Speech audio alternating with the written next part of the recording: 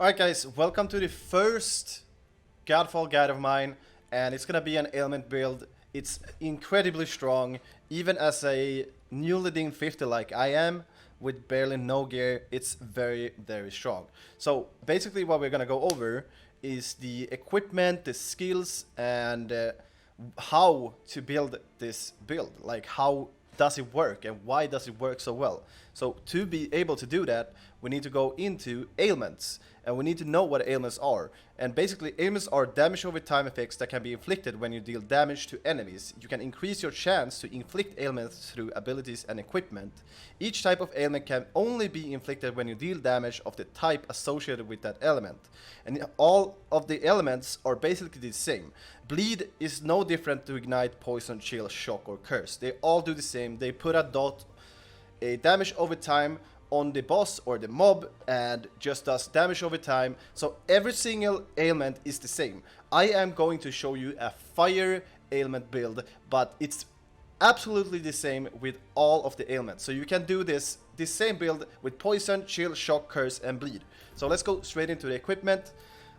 For this build to work, you need a weapon that has exploding damage, like this one. Whenever you defeat an ignited enemy, the enemy explodes and deals 1865 damage to nearby enemies. The explosion has a 50% chance to inflict ignite. That is very strong. And on the secondary, you would want a inflict chance on your ailment, so more chance to inflict. And for your charm and stuff, like all this is very good. So you want something that gets gained from your ailment. So I got ignite, right, because I'm fire. So I gain the blessing of power whenever I inflict ignite, which is very good. And I have also crafted this to have even more chance to inflict ailments. And inflicting ailments are all the ailments, right? But I have 6% here and 7% here. That's 13% more that I can inflict on the mobs, which means it's very good. So basically what you want is to find a suitable charm that does what you want it to do compared to your ailment. Also, we have the same thing with the rings here. We have a 38% chance to inflict ignite with your sudden technique and 29% damage to ignited enemies, which is insanely overpowered. Doesn't matter what ailment. If you play Void, you want to have a similar ring, but it inflicts curse instead, right? And for my second ring, I have a ring that also has explosion damage, but this time it does explosion damage on takedown. So whenever I do a takedown, there's a 50% chance to inflict bleed on every single nearby enemy. And that means, since I will go into, in the traits, we have 2 ailments up on some mobs, which means we get even more damage. It is a very easy build to understand. And over here, the Lifestone, I prefer having this because it gives me even more fire damage, it gives me critical hit damage, and just simple as that. For the banner right here, this is just a temporary banner because it gives me so much damage. But I have this banner that I will be doing. I will be making a level 5 legendary banner in the crafting guide that I will also put up today. So if you want to see how to craft, I will show you this, because this banner is really good. It has 29% chance to inflict ailments, 52% damage for each ailment on the enemy. So I will get a 30% more as well to inflict. So I will be at 60-70% to inflict, which means almost every single melee you do, you will inflict your ailment on the mobs, which means you will have 300% more damage at all times, basically. So that's the gear for now, and you can see all the stats here for now. And I have 31% chance to inflict ignite right now. I want even more. We want to go up to at least 40% for it to be always sustainable. And for the skills, this is the important part. Why you want to go ailments is because of this one. It will give you 50% damage for each ailment on the enemy, and on level 5, 20% more damage for each ailment on the enemy. So if you have 2 ailments on the enemy, you will multiply that to what? 70% more damage, but you will mostly have just 1 element, so you still have 35% more damage, and that multiplies with everything else that you will be doing. And it's basically very simple. Weapon technique full on, because weapon techniques are really good if you have a lot of spirit. Spirit gives you all your weapon techniques so much power. Full on might, full rampage, full critical hit damage, 2 in Sundering Slam, we don't need more. So when you do your E plus C and you throw in the ground, you do 30% more damage, and that also multiplies.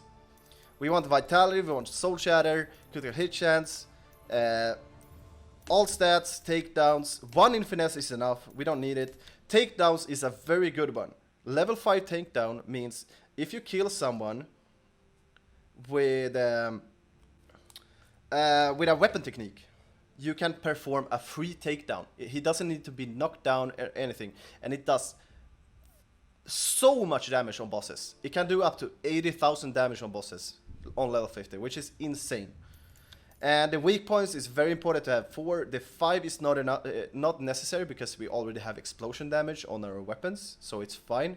Spirit, just to boost that weapon technique damage, very good. And for what, this is the most important one, ailments for your build. But to fill out, we need resistance and Archon Fury. Those are the 2 best, like, fill out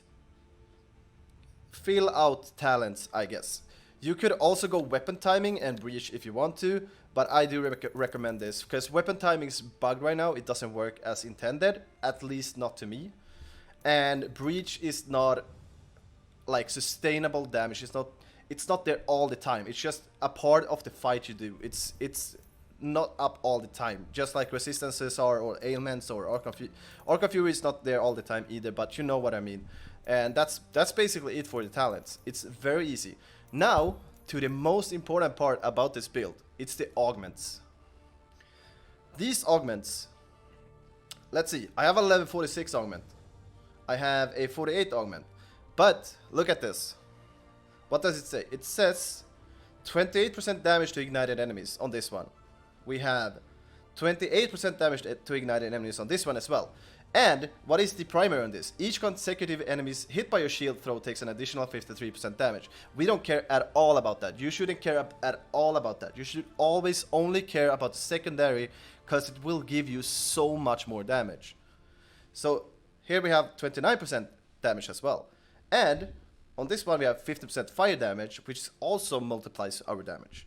But this one is probably the best one to get. The Glamour Augment, because it gives 59, it depends on your role of course, but mine gives 59 damage for each ailment on the enemy if at least 2 adjacent augments are green, which we have because this one is green and this one is green. So we get 60% more damage just from that. There's nothing to it. Just that is so good. We got 29% damage for each ailment on the enemy, so this gives for 2 ailments. So if you have 2 ailments up, which you can do if you want to, I do not recommend it because there's so much weapon swapping and it's just not sustainable, at least not to me. And over here, the same. Like, I don't even have any spirit in adjacent augments. I don't have, but it gives the secondary of 26% damage to ignited enemies. So of course I have it. And here we have this, it's bugged, it's 0% damage. It gives nothing, but the secondary gives 30% more damage to ignited enemies. So we're just stacking. This one is the only one I don't have any ailment damage on, because it's very, very powerful for what it does. You become invulnerable for 5 seconds whenever you use a life zone, which is very, very good. So I do recommend it, especially on bosses, but it's just simple. Like, your gear is just part of the augments. Augments is not part of your character. You are your augments, basically. Augments is what makes you strong. From just my augments, we have, let's see, 30, 30, 90, 105, 160, 165,